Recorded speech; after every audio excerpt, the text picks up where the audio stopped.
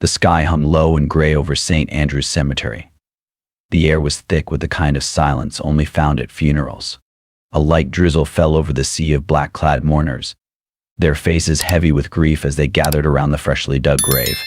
The sound of shuffling feet and the occasional muffled sob blended with the distant toll of a church bell. At the front of the crowd stood Special Agent Jason Turner, his posture rigid but his eyes filled with quiet sorrow. He had lost colleagues before, but this funeral hit differently. The man being laid to rest, Detective Alexander Cole, wasn't just a fellow law enforcement officer. He was a friend, a mentor, one of the few people in the force who had always stood for something greater than a badge. Turner took a slow breath, his fingers tightening around the folded American flag in his hands. This was more than just a goodbye. It was a reminder of the battles they fought, not just against crime, but against the corruption that festered within the system itself. And today, that corruption was standing right behind him. Officer Peter Hughes, a longtime cop in the local department, loomed near the back of the funeral procession. A man who had worn his badge for over 2 decades, Hughes carried himself with the arrogance of someone who had never faced consequences. His uniform was crisp, his service weapon holstered at his hip, but there was nothing honorable about the way he stood there, arms crossed, eyes locked onto Turner with a glare that radiated pure hostility. Everyone in the precinct knew about Hughes. He was the kind of cop who played by his own rules, who viewed justice through a lens warped by his own prejudice. There were whispers, stories of stops that turned violent, of suspects who never made it to booking in one piece, but no one had ever dared to challenge him. No one except Alexander Cole. And now Cole was in the ground. Turner could feel the weight of Hughes' gaze on his back, but he refused to turn. He knew what this was, a provocation, a challenge, a silent message. This wasn't just about Cole's death. This was about power, and Hughes wanted to make it very clear who he thought had lost. What neither he nor anyone else knew was that Jason Turner was about to flip the entire game on its head, and it would all start with a single reckless move from Officer Hughes, a move that would change his life forever. The rain picked up, falling in slow, steady drops that dotted the freshly turned soil. The minister's voice droned on, but Special Agent Jason Turner barely heard him. His focus remained sharp, sensing the thick tension behind him. Hughes wasn't just watching, he was waiting. Turner didn't know for what yet, but he had been in law enforcement long enough to recognize the subtle signs of a man spoiling for a confrontation. The squared shoulders, the rigid stance, the way Hughes' hand hovered just a little too close to his hip where his gun sat holstered. This was a funeral. There were families here, children, civilians. Surely even Hughes wouldn't be reckless enough to start something here. Then came the voice, loud, dismissive, out of place. So we're really burying a traitor today, huh? The words sliced through the ceremony like a blade, sharp and intentional. A few heads turned, others stiffened. The minister hesitated, glancing up from his notes, unsure whether to continue. Turner felt the anger ripple through the crowd, especially from the officers who had served under Cole. But no one said a word, not here, not at the grave. Hughes smirked, shifting his weight. He was enjoying this, relishing the fact that he could stand there and spew poison without fear of pushback. Because he knew that's how it worked. A white cop could say whatever he wanted in a moment like this, because no one wanted to be the one to start a scene at a funeral. Turner slowly exhaled, his fingers tightening around the folded flag in his hands. He had faced men like Hughes before, the kind who thought their badge was a shield from consequences, the kind who had never faced real accountability, the kind who believed they were untouchable. Hughes took a step closer, his boots crunching against the damp gravel. His voice lowered, but the malice remained. You and Cole always thought you were better than the rest of us, federal boy and his pet cop, thinking you could clean up our department. But look where it got him. Turner finally turned, his gaze locked onto Hughes, and for the first time, the smirk flickered just slightly. Because Turner wasn't angry, he wasn't shouting. He just stared, a stare that told Hughes something he hadn't expected, something he wasn't prepared for. Turner wasn't afraid of him, and that terrified him. Hughes sneered, breaking the silence with a scoff. Yeah, that's what I thought. He reached up, adjusting his badge like it was some kind of shield. Then, with a slow, deliberate motion, he muttered, "Better watch yourself, Agent. Don't want you ending up in the ground next." A direct threat at a funeral in front of half the police force, and yet no one moved. No one spoke. Because they all knew what Hughes was. They just never thought he'd be stupid enough to prove it. But Jason Turner had counted on it, and in just a few more seconds, Hughes was going to make the biggest mistake of his life. A single raindrop struck the folded flag in Turner's hands, darkening the fabric for just a second before disappearing. The funeral was silent now, not out of respect, but because everyone was holding their breath. Hughes had just crossed a line of public threat, and yet he still looked at Turner like he had already won, like his badge, his years of unchecked authority, and the unspoken rules of the system would protect him. But Hughes wasn't the smartest man in the room, and Turner had set the perfect trap. The FBI agent tilted his head slightly, letting the weight of Hughes' words settle over the crowd. Then he smiled, not a smirk, not an act of arrogance, just a small, knowing smile. Hughes blinked. The first flicker of uncertainty passed over his face. "What's so funny?" His voice was sharper now, less sure. Turner didn't answer. Instead, he took one slow step forward. He wasn't the tallest man in the cemetery, nor the most physically imposing, but something in the way he moved deliberately, unshaken, unafraid, made Hughes take a half step back before he could stop himself. And that's when it happened, the miscalculation, the mistake that would cost Hughes his entire life. He reached for his gun. Maybe it was instinct, maybe it was panic, maybe it was the sudden, horrifying realization that he wasn't in control anymore. But the second his fingers brushed against the grip of his holstered weapon, everything changed. The security detail, the very officers he had worked beside for years, reacted immediately. Hands where I could see them. The sound of weapons cocking filled the air. Guns were drawn not by strangers, not by unknown threats, but by his own people. Hughes' eyes widened, his breath hitched, and for the first time in his career, he was on the other side of the barrel. Turner didn't move, he didn't flinch. He just watched, because this was exactly what he had been waiting for. A racist cop, one who had spent years abusing his power, had just made the worst decision of his life in front of federal agents, in front of police officers, in front of cameras, and now there was no escaping it. Hughes had just proven beyond any doubt that he was a danger to the very people he swore to protect. And this time the system wouldn't protect him. The cemetery transformed from a solemn funeral to a high-stakes standoff in seconds.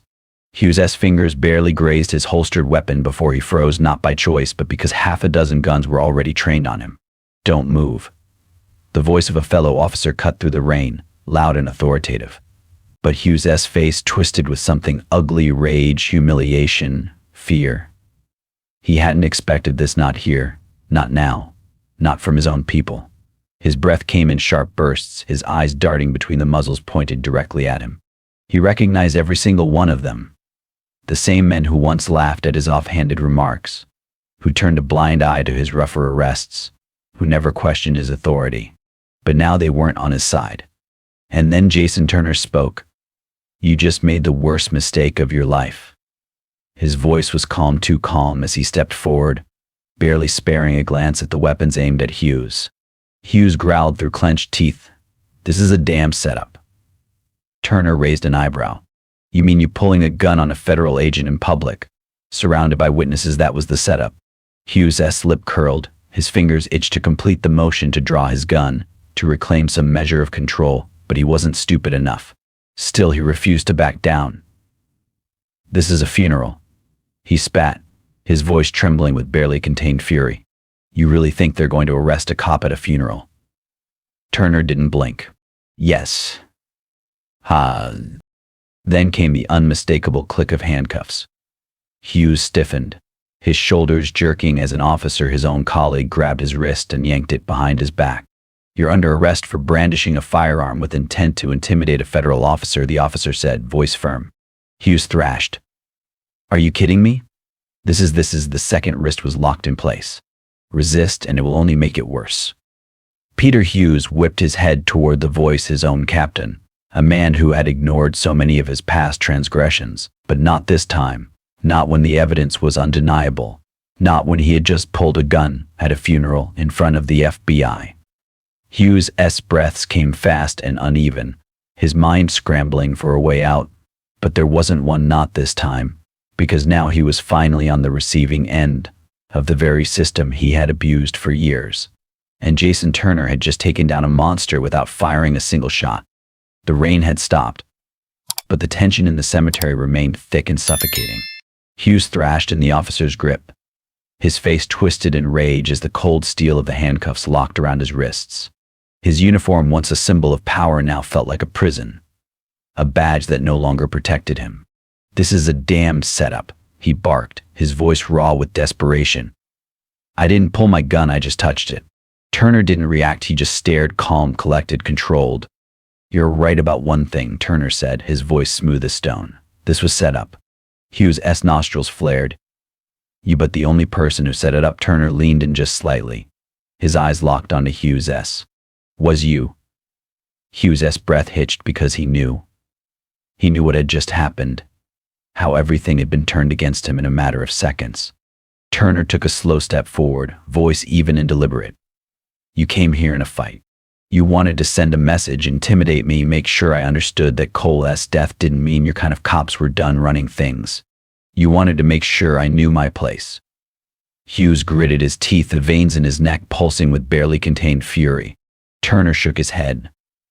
"But here's the thing, Hughes, you don't get to control the rules anymore. You don't get to pick your targets and walk away untouched." He gestured around the cemetery, the police officers, the federal agents, the civilians, the grieving family members, all of them standing in shocked silence, all of them watching.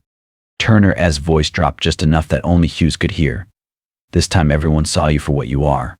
Hughes' breathing was ragged. His eyes darted to the officer holding him, then to his captain, then to the other cops, the same men who once stood by him, without question. Not this time. This time their eyes weren't filled with silent complicity, they looked at him with disgust.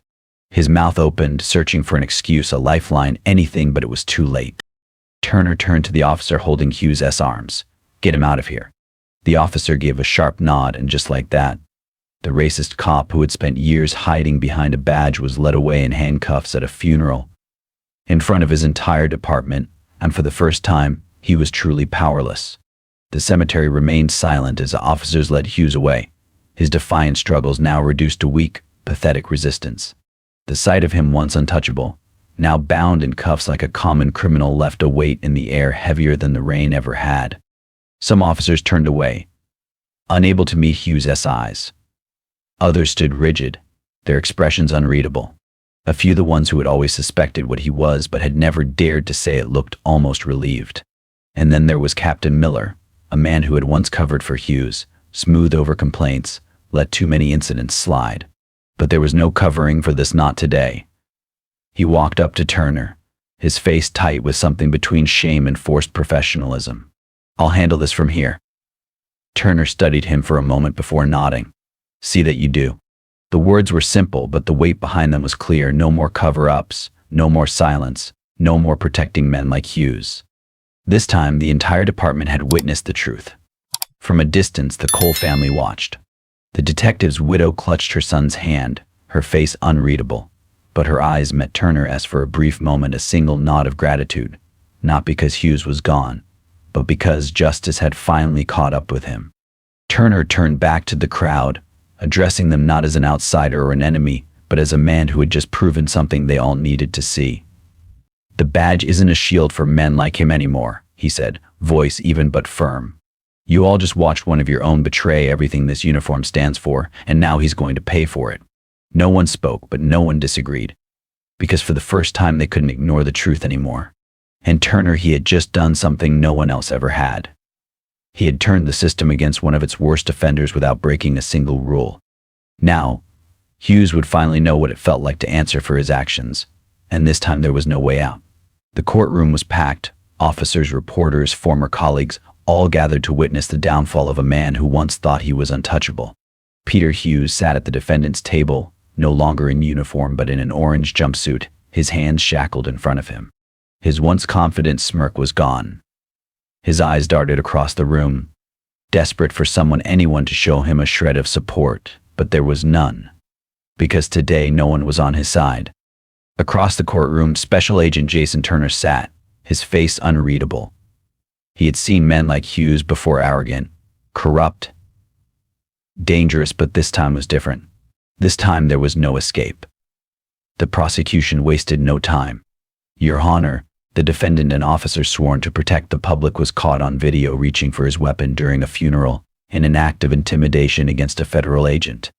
The security footage played on the screen, capturing everything: the sneer on Hughes' face, the threat, the split-second motion toward his gun, and then the moment everything turned against him.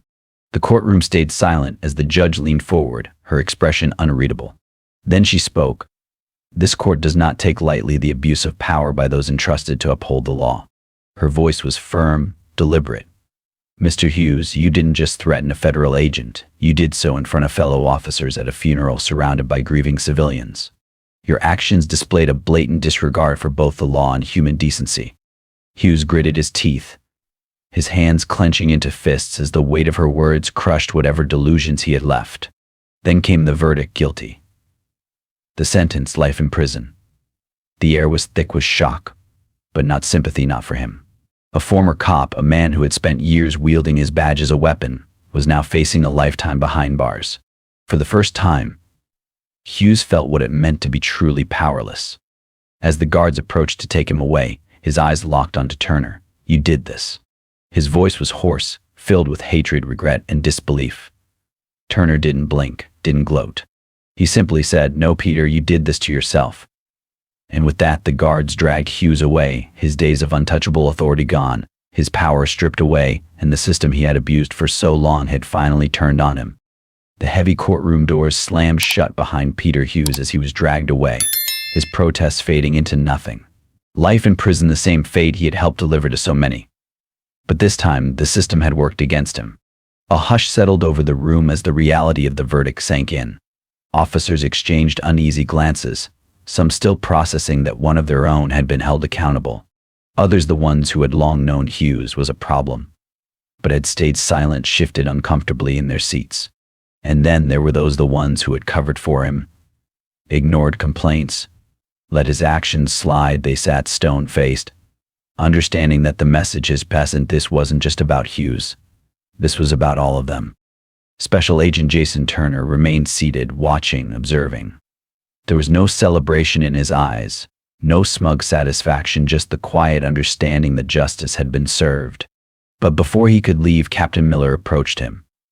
There was hesitation in the captain's posture, a man who had spent years turning a blind eye, now forced to confront what that had led to.